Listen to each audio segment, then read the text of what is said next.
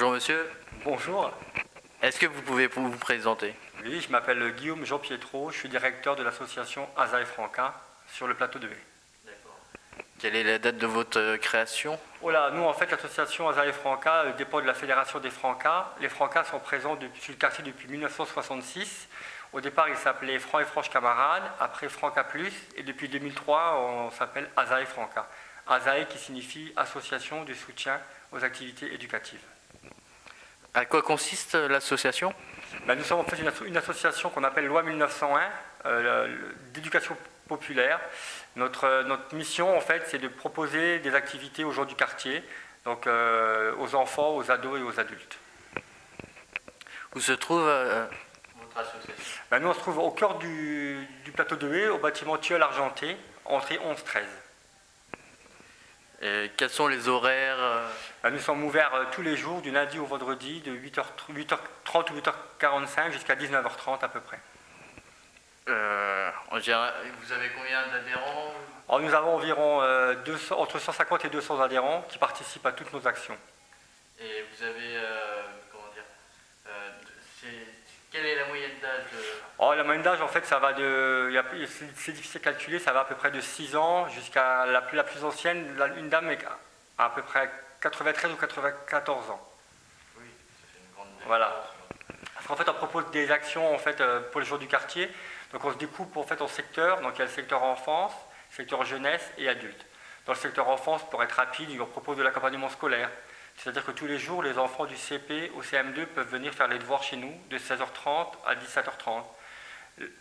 Pour les enfants, on propose les mercredis récréatifs. C'est-à-dire que tous les mercredis, des enfants viennent et participent à des ateliers. On a du théâtre, de la danse africaine, du slam. On est ouvert aussi pour les enfants pendant toutes les vacances scolaires, où on propose à chaque fois des vacances à thème. On a un autre secteur, c'est le secteur ado. Donc on propose aussi de l'accompagnement scolaire. Tous les jours, en fait, on a entre 30 et 40 ados qui viennent tous les soirs faire les devoirs, de 17h30 à 19h30. On leur propose aussi des projets. À partir du moment où ils viennent faire les devoirs, on discute avec eux, on essaie de voir ce qu'ils ont envie de faire, leurs envies, leurs besoins, et on monte des projets. L'année dernière, ils sont partis à Paris pendant 3-4 jours, voir le musée de l'immigration, voir un concert de rap, voir la Tour Eiffel, donc c'était assez sympa. Et notre troisième secteur, c'est les adultes. C'est un secteur qui se développe beaucoup, où on propose plein d'actions. Ça va le lundi, on a par exemple un espace de convivialité pour les personnes âgées. Ils viennent chez nous, ils discutent, ils boivent le café, ils rencontrent d'autres personnes. Le mardi, on a de la cuisine et de la gym. Le mercredi, on a de l'informatique. Le jeudi, on a de la couture. Le vendredi, on a de la chorale. Donc on propose vraiment des activités pour les adultes. Et nous, ce qu'on aime vraiment faire aussi, c'est proposer des activités à partir du besoin des gens. Donc on attend, par exemple là, on a une personne qui est venue qui nous a dit « moi j'aimerais bien faire des activités manuelles ». Les vendredis après-midi, on propose un atelier activité manuelle. Voilà. On essaie vraiment, nous, à travers de toutes nos actions, déjà partir du besoin des gens, pas leur imposer des activités.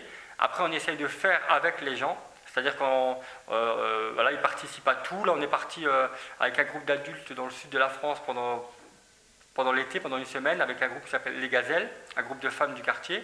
On était 48 à partir dans le sud de la France et elles ont monté le projet de A à Z. Elles ont choisi le lieu, elles ont choisi le moyen de transport, elles ont choisi le lieu d'hébergement, elles ont choisi demi-pension, elles ont fait un planning d'activités qu'elles voulaient faire là-bas. Donc voilà, nous on est vraiment pour que les gens y participent au maximum à leurs loisirs. Et à travers toutes nos actions, nos missions, nous on veut véhiculer des valeurs, parce qu'on on est quand même affilié aux Francas. Et donc les valeurs des Francas, c'est le respect, le droit à la différence, la mixité, la laïcité, la solidarité. Vraiment faire de l'intergénération. Nous, notre mission, c'est de faire de l'intergénération. D'accord.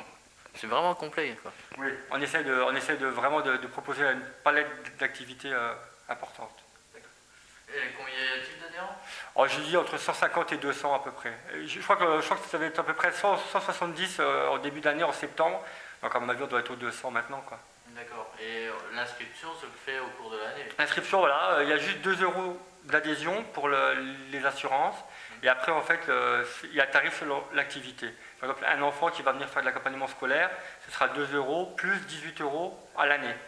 Un enfant qui viendra une semaine au centre aéré pendant les vacances, ce sera 2 € d'adhésion, plus 16 € pour la totalité des vacances. Voilà, à chaque fois, c'est un tarif différent.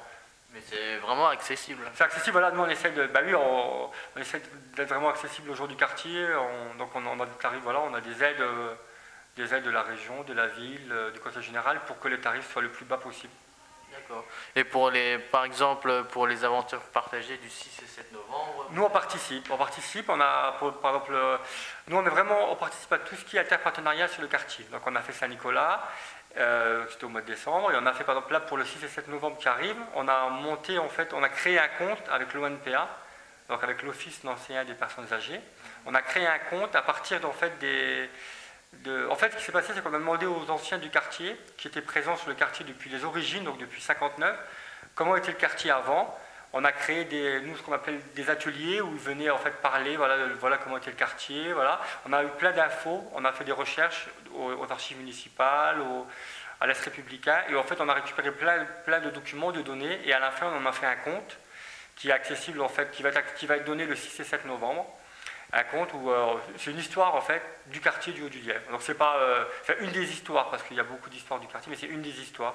Et donc on sera présent le 6 et 7 novembre à la manifestation. Donc on va proposer une lecture du conte, une animation, et tout autour du conte il y aura des petits jeux pour les enfants. Donc il y aura des coloriages, il y aura des jeux de Scrabble autour du conte, des mots croisés, voilà, pour animer un petit peu la journée.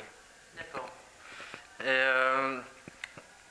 les projets à venir Les projets à venir, toujours la même chose. Hein. Nous, on reconduit toutes nos actions. Avec les axes cette année, c'est l'intergénérationnel, l'interculturel et la mixité. Voilà. Et le développement durable, évidemment. On travaille toujours sur le développement durable, mais bon, c'est un fil conducteur dans toutes nos actions. Nickel. Voilà. Comment on peut vous contacter? Moi, je suis présent tous les jours de 8h45 jusqu'à, des fois, 19h ou 19h30. Et donc, on peut nous joindre au téléphone au 03 83 96 15 80 ou par mail. Donc le mail c'est asaefranca, donc asae.franca@hotmail.fr. D'accord. Je vous remercie.